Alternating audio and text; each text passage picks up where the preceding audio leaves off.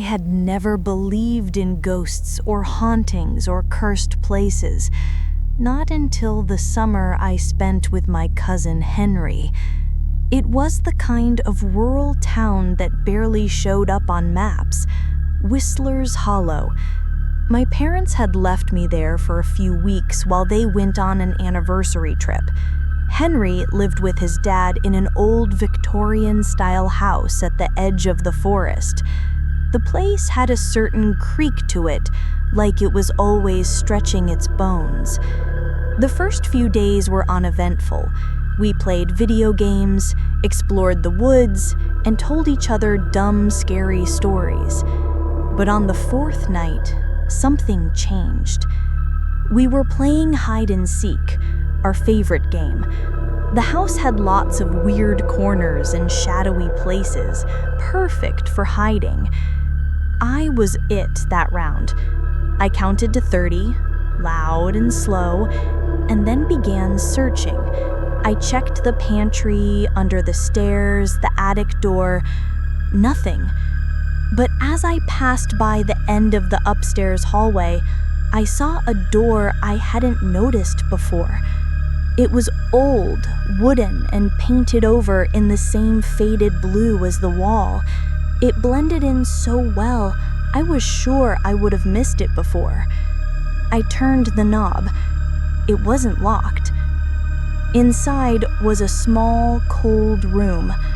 The wallpaper was torn and moldy, with a strange symbol scratched into one corner, something like an eye inside a triangle. A single rocking chair sat in the middle, facing the wall. Henry was in there, standing completely still in the far corner, his back to me. I laughed. "Found you." He didn't move. "Henry?" No response. The air in the room felt wrong, too cold and heavy, like it was filled with invisible fog. I walked up behind him and tapped his shoulder. He turned around slowly, and his eyes were wide, unblinking.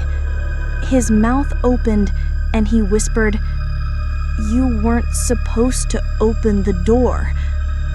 Suddenly, the rocking chair began to creak, even though no one was sitting in it. I turned around. There was someone in it now. It looked like a woman, or what used to be one. Her skin was stretched too tightly over her bones, her mouth twisted into a crooked grin, her eyes were hollow, and she was staring right at me. I screamed and bolted out of the room, dragging Henry with me, but when we crossed the threshold, he collapsed like a puppet with its strings cut. Uncle Rick found us moments later. Henry was still unresponsive, his eyes glassy. He was rushed to the hospital and stayed there for 2 days. The doctors said it was shock, maybe a seizure, but they didn't know what caused it. That night, I tried to tell Uncle Rick about the hidden room, but he just looked at me, pale as a ghost, and whispered, "There is no room at the end of the hall." I ran upstairs and checked. He was right. The door was gone. Nothing but smooth blue wall. I didn't sleep for the rest of my stay. I kept hearing the soft creaking of that chair echoing in my ears, even in the daytime. Even now, I hear it sometimes when it's very quiet.